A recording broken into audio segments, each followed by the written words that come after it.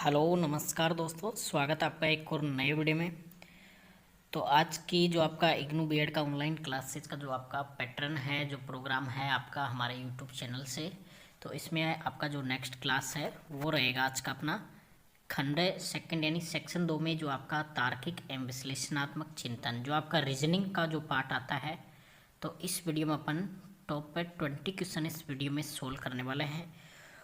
तो वीडियो की शुरुआत करने से पहले आप हमारे चैनल पर नहीं हो, चैनल को सब्सक्राइब कर लीजिएगा, बेल आइकन को प्रेस कर लीजिएगा। तो सबसे पहले देखो, रीजनिंग का जो पार्ट है आपका, अगर आप उसको थोड़ा अच्छे से तैयार करोगे तो आपके 20 में से 20 से नंबर आसानी से आ सकते हैं, अगर आप अच्छे से ये वीडियो वगैरह देखोगे और अच्छे से समझोगे। तो इसमें देखो, पहला कह रहा है निर्देश है प्रश्न संख्या 11 से 14, नीचे दिए गए प्रत्येक प्रश्न में एक श्रृंखला दी गई है, उस श्रृंखला में प्रश्नवाचक के स्थान पर क्या आएगा। जैसे पहले 11वां क्वेश्चन आपका, तो इसमें देखो 5 के बाद में 10 है, 10 के बाद में 17, फिर क्वेश्चन मार्क है, फिर 37 है।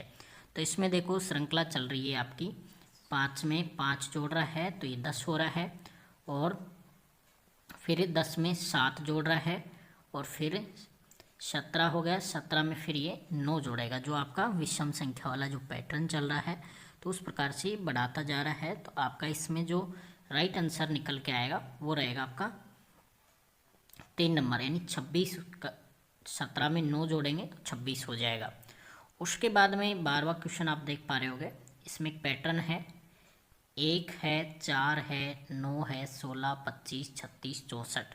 तो इसमें क्या कर रहा है, पहले देखो 1 का वर्ग 1 हो गया, 2 का वर्ग 4 हो गया, 3 का वर्ग 9 हो गया, यानी ऐसे बढ़ाता जा रहा है। तो इसमें जो आपका 36 के बाद 6 का वर्ग 36 हो गया, तो फिर आपका 7 का वर्ग आएगा 49। तो आपका राइट आंसर निकल के आएगा 2 नंबर। उसके बाद में अगला पैटर्न आप देख पा रहे होगे, 0 है, 3, 8, 15, 24। तो इसमें क्या कर रहा है, तो इसमें देखो वर्ग कर रहा है संख्या का, फिर उसके बाद में 1 कम कर रहा है। जैसे 1 का वर्ग माइनस 1 बराबर 0।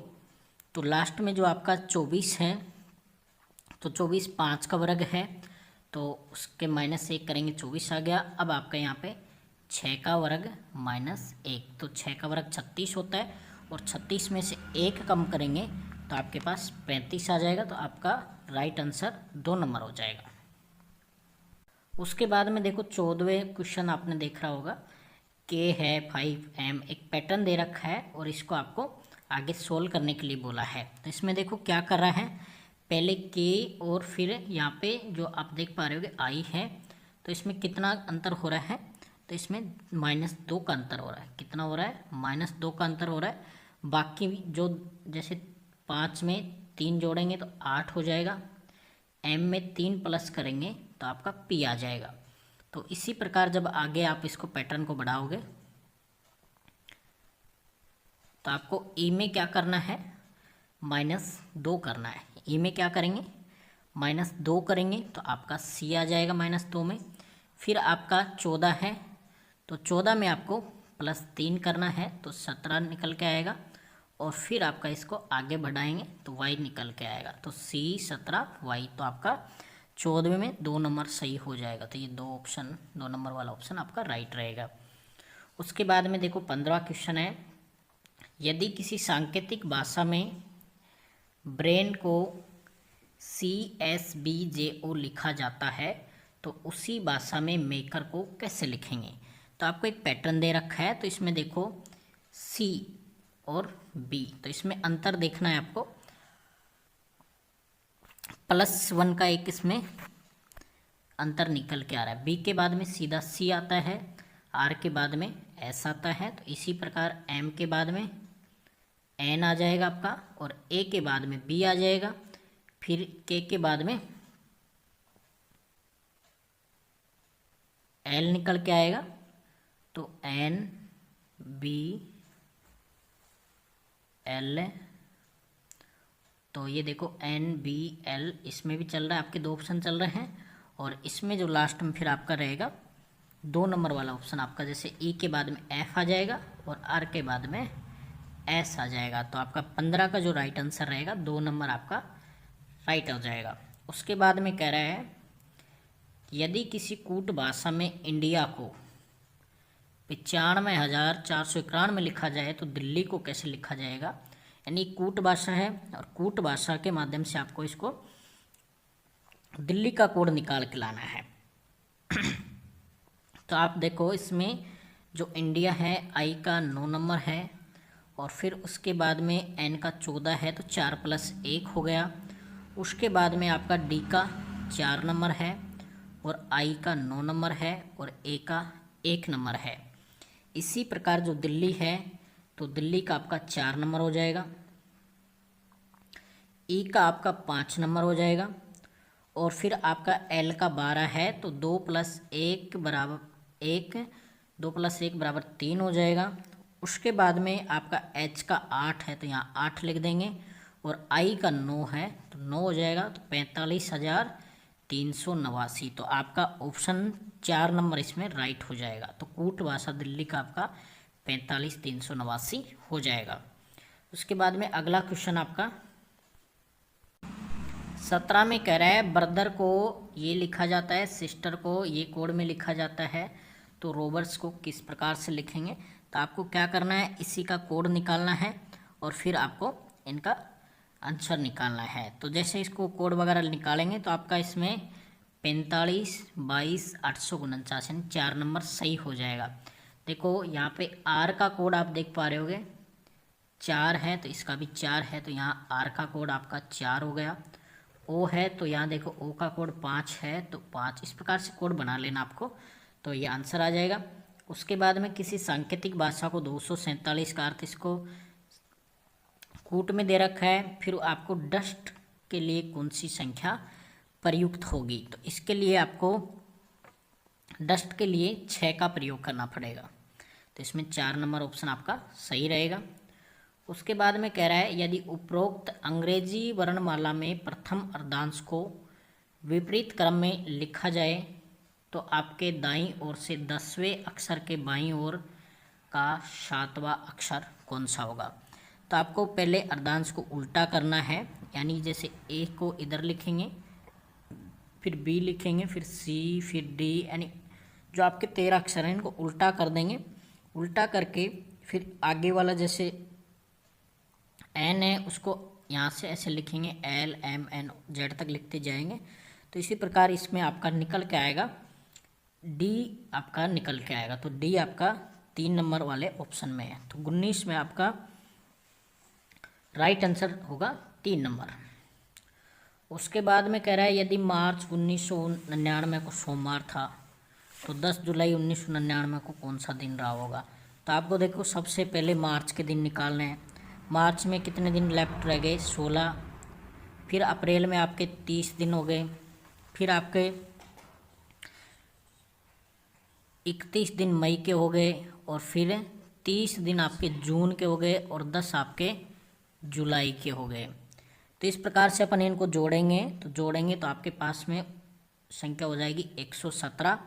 और 117 जब आपके पास हो जाएंगे तो आपको इनको मल्टीपल करना है, बराबर 117 16 गुना 7 + 5। तो इसको अपन गुना करेंगे तो अपन के पास में कितने 5 निकल के आएंगे, यानी विषम दिन निकल के आएंगे। तो कुल विषम दिन 5 होंगे। तो सोमवार से 5 विषम दिन आगे अपन काउंटिंग करेंगे तो आपका इसमें निकल के आएगा शनिवार। तो 3 नंबर ऑप्शन आपका इसमें सही हो जाएगा। उसके बाद में 7 व्यक्ति ABCDEFG नौका विहार की योजना बनाते हैं। वहाँ केवल 2 नाव हैं। निम्नलिखित शर्तों को ध्यान में रखते हुए ए उसी नाव में जाएगा जिसमें ई को जाना है और एफ उस नाव में नहीं जा सकता जिसमें सी और डी न हो। बी और सी को वह नाव नहीं दी जा सकती जिसमें जी हो। एक नाव में व्यक्तियों की अधिकतम संख्या 4 है। तो सबसे पहले आपको क्या करना है, इसका निर्धारण करना है। तो देखो जो नौका फर्स्ट है और एक आपकी सेकंड है, तो उसको आपको एक बार रीड करना है सवाल को उधर से। और जो नौका फर्स्ट है इसमें देखो कौन कौन से आएंगे, आपके ए आएगा, ई आ जाएगा और दूसरी में एफ, डी आ जाएगा और इसके बाद में इसमें बी और सी फर्स्ट में आ जाएंगे और फिर आपके 2 में जी आ जाएगा। तो इस प्रकार से आपका ये पैटर्न बन जाएगा। अब क्या क्या आंसर आपसे पूछ रहा है। यदि ई और सी एक नाव में है तो निम्नलिखित कथनों में से कौन सा कथन सत्य है। तो इसमें ये कहा है ई और सी उस नाव में जिसमें 4 व्यक्तियों को जाना है। देखो ई और सी आपका एक नाव में है तो इसमें 4 व्यक्ति हैं, तो 4 नंबर वाला ऑप्शन आपका इसमें करेक्ट हो जाएगा। उसके बाद में ई और बी वाली नाव में और कौन है। ई और बी वाली देखो, ई और बी वाली में देखो ए है सी है, तो ऑप्शन में आपके यहाँ ए है। तो इस प्रकार से आपका 3 नंबर वाला ऑप्शन सही हो जाएगा। 22 में 3 यानी ए और सी दोनों एक नंबर की नाव में हैं। उसके बाद में अगला क्वेश्चन देखेंगे अपन। यदि एफ और बी एक नाव में है तो निम्नलिखित में से कौन सा कथन निश्चित रूप से सत्य है। तो आपको डायग्राम चेक करना है और उसके बाद आपको आंसर लिखना है। तो इसमें 3 नंबर आपका सही रहेगा, सी दूसरी नाव में है। यदि जी और डी एक नाव में है तो निम्नलिखित में से कौन सा कथन निश्चित रूप से सत्य है। एफ और बी एक नाव में है, एफ और डी एक नाव में है, एफ जी डी एक नाव में है, बी जी और डी एक नाव में है। तो इसका जो आपका आंसर रहेगा 24 का, तो आपका 3 नंबर रहेगा। एफ जी डी एक नाव में है, तो इसका 24 में आपका 3 नंबर ऑप्शन सही रहेगा। उसके बाद में कह रहा है 25 से 27 निम्नलिखित प्रत्येक प्रश्न में 3 या 4 प्रश्न आकृति है, 4 उत्तर आकृति है। सभी प्रश्न आकृतियाँ एक निश्चित श्रृंखला बनाती है। उत्तर आकृतियों में से ऐसी आकृति का चयन कीजिए जो श्रृंखला को जारी रखता है। पहले आपको श्रृंखला देखनी है, प्रश्न आकृति दे रखी है।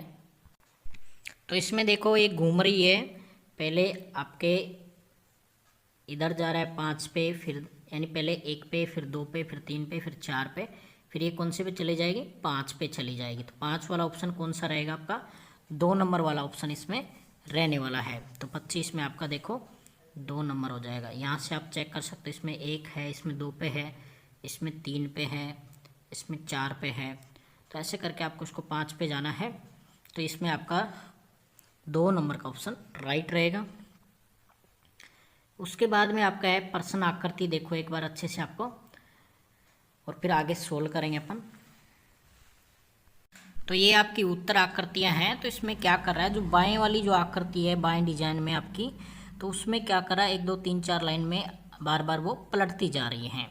तो इसमें जो पलटती जा रही हैं, तो आपका जो इसमें उत्तर आकृति आपकी निकल के आएगी वो 4 नंबर वाली होगी। तो इसमें जो आपका राइट आंसर आपका रहेगा वो 4 नंबर रहेगा। उसके बाद में देखो आपको आकृति दे रखी है, एक वृत्त दे रखा है। पहले में देखो 1 लाइन है, दूसरे में 2 है, फिर 3 है, फिर लास्ट में उत्तर आकृतियाँ दे रखा है। तो देखो आपको इसमें 3 लाइनें हो गई, तो इसमें आपको देखना 4 लाइन कौन से में है, 4 लाइन देखनी है। और उसके बाद में आपको करना है नीचे वाली लाइनों की काउंटिंग करना है। तो आपका जो 27 नंबर है इसमें आपको देखो 4 नंबर सही रहेगा। देखो 1 2 3 4 लाइन ऊपर हो गई, फिर नीचे वाली लाइनों को भी अपन काउंटिंग कर लेंगे, तो अपना उत्तर सीधा ही निकल के आ रहा है 4 लाइनों के माध्यम से। तो 27 में आपका 4 सही हो जाएगा। उसके बाद में देखो आपको कह रहा है, ये कथन वाला है, सभी मंत्रीगण छात्र हैं। सभी मंत्रीगण क्या है, छात्र हैं। तो देखो मंत्रीगण के लिए पहला गोला, इसमें देखो मैं आपको शॉर्टकट में M लिख देता हूँ। फिर क्या करें, छात्र है तो छात्र को दूसरा गोला बना देंगे, इसको स्टूडेंट लिख दिया। उसके बाद में कह रहा है प्रत्येक छात्र अयोग्य है, यानी प्रत्येक छात्र क्या है, अयोग्य है। तो इसमें देखो आपको लिखना है अयोग्य और इसको आपको गोला कर देना। अब इसमें निष्कर्ष है प्रत्येक मंत्री अयोग्य है, कुछ अयोग्य छात्र हैं। तो कथन कौन सा आपका सही है। तो इसमें देखो जो आपका निष्कर्ष है, तो वो आपको देखो प्रत्येक मंत्री अयोग्य है, बिल्कुल देखो ये मंत्री इसी के अंडर आ रहे हैं। कुछ छात्र अयोग्य हैं, तो ये भी सही है आपका कथन। तो दोनों कथन आपके 1 और 2 दोनों सही होंगे। तो दोनों 1 और 2 वैध हैं। फिर आप देख रहे होगे कथन सभी जंगल बाग हैं। सभी जंगल क्या हैं, बाग हैं। तो एक डायग्राम बना लीजिएगा। ये जंगल को मैंने फॉरेस्ट F लिख दिया है। उसके बाद में इसने कहा है बाघ है, तो बाघ को टी से प्रदर्शित कर लीजिएगा। फिर कह रहा है कुछ बाघ घोड़े हैं, तो ये टाइगर है, इसको कुछ को ये देखो थोड़ा सा आपको इसको क्रॉस कराना है, ऐसे डायग्राम बनाओगे तो आपका आंसर निकल के आएगा। तो ये क्या है, घोड़े हैं, तो इसको एच से प्रदर्शित कर देंगे। अब कथन पढ़ो, कुछ घोड़े जंगल हैं, कोई घोड़ा जंगल नहीं है। तो अब इसमें देखो निष्कर्ष आप देख पा रहे होगे, तो इसमें जो आपका निष्कर्ष निकल के आएगा वो रहेगा या तो एक या वेद, दोनों ऑप्शन आप इसमें निकल के आ रहे हैं। तो आपका इसमें यानी कि कोई फिक्स ऑप्शन नहीं बन रहा है, तो आपका इसमें 4 नंबर वाला ऑप्शन सही रहेगा।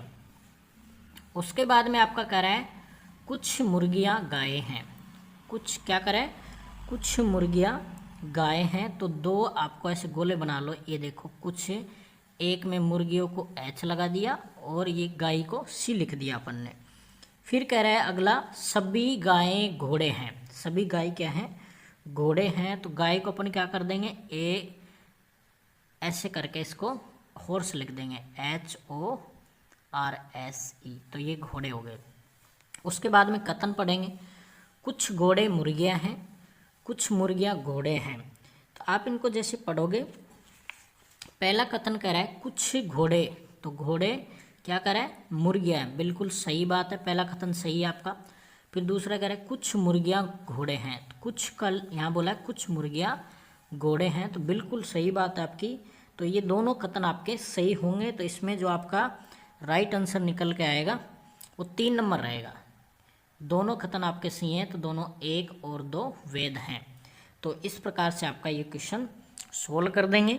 तो आज के इस वीडियो में अपन ने इग्नू बीएड 2024 का जो आपका रीजनिंग का जो सोलवर्ड का जो सीरीज है उसमें अपन ने 20 क्वेश्चन सोल्व किए। तो आई होप यू आपको ये वीडियो काफ़ी हेल्पफुल रहा होगा। तो वीडियो को लाइक कर दीजिएगा, चैनल पे न्यू चैनल को सब्सक्राइब कर लीजिएगा और बाकी ऑनलाइन क्लासेस देखने के लिए चैनल को विजिट कीजिएगा। वीडियो कैसा लगे कमेंट करके ज़रूर बता दीजिएगा।